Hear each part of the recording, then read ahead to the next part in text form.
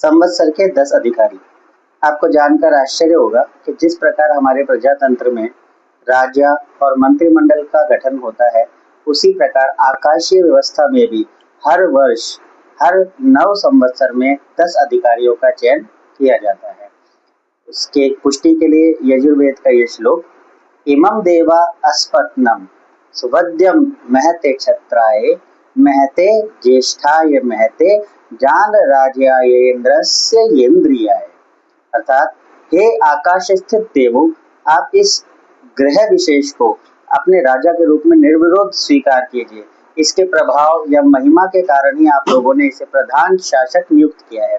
सदैव आपकी रक्षा करेगा और यह सब में ज्येष्ठ अर्थात सब में पहले प्रकट है। यह सामान्य जनता का भी राजा है। राज्य चलाने हेतु अपने इंद्रिय रूप अन्य शासकों को भी नियुक्त करता है।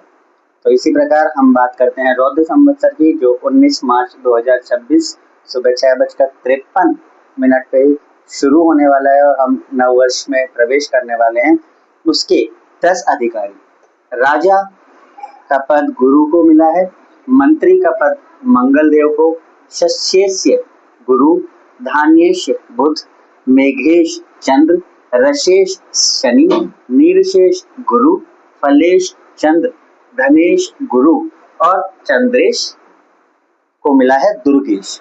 तो आप इस तरह के 10 अधिकारी देखें तो राजा, जिसका प्रभाव समस्त भूमंडल के समस्त भारतवर्ष के लोगों पे पड़ने वाला है, जो गुरु है। गुरु सर्वाधिक भारी ग्रह माना जाता है और गुरु एक धार्मिक ग्रह है जो धर्म को बढ़ावा देता है, क्योंकि ये देव गुरु बृहस्पति हैं।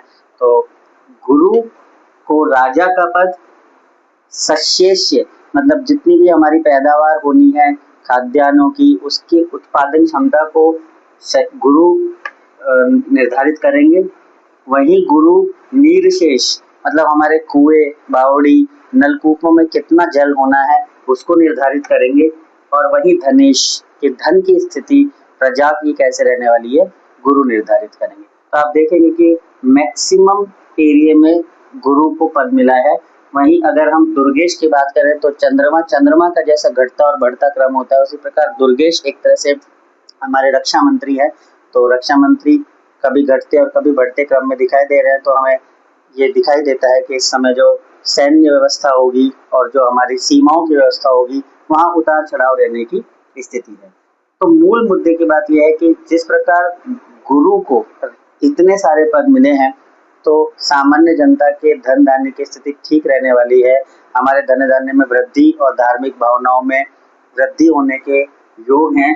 पर क्योंकि गुरु जो राजा है वो शत्रु क्षेत्रीय यहाँ पे दिखाई दे रहे हैं, उसका भी अपना एक प्रभाव होगा। लेकिन नैसर्गिक गुण पर अगर हम ध्यान दें तो गुरु को सर्वाधिक बल प्राप्त हो रहा है। गुरु की प्रसन्नता के हमें उपाय करने चाहिए। नित्य हमें मंदिर या देव दर्शन करना चाहिए। कम से कम नहीं तो गुरुवार से हमें ये व्रत करना चाहिए कि सपत्नी सपुत्र से आप मंदिर जाएं और देव दर्शन करें, तीर्थाटन करें। घूमने फिरने के लिए इधर उधर ना जाकर पिकनिक प्लेसेस की जगह अगर आप तीर्थाटन करते हैं तो ये वर्ष आपके लिए बहुत अच्छा होने वाला है, क्योंकि गुरु को प्रसन्न करने से आप धन धान्य की वृद्धि भी देख रहे हैं।